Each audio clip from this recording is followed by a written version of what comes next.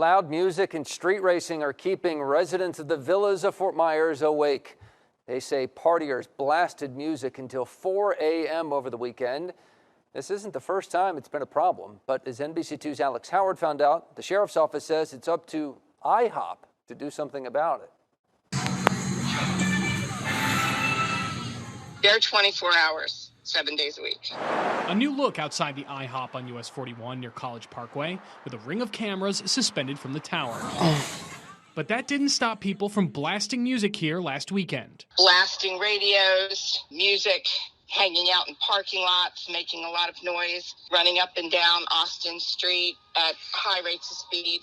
The voice you're hearing is from a nearby resident named Jane. She doesn't want us to show her face or even where she lives.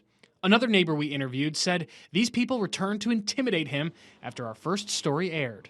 Because I'm afraid of retaliation from the people who are pulling up every weekend.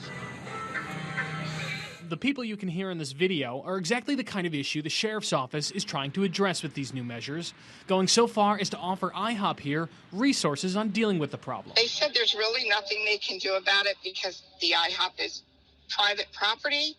And unless the people of the IHOP are asking the sheriff's office to intervene and remove people, there's nothing they can do. Despite all this, it keeps happening. Today, IHOP told me, we apologize for the disruption to the local neighborhood and have taken measures to assist the local authorities, including posting signs and installing cameras. Which means now it's up to IHOP to make sure this doesn't happen again next weekend. We shouldn't have to put up with noise violations in a community on a continuing basis. Reporting in Fort Myers, Alex Howard, NBC2.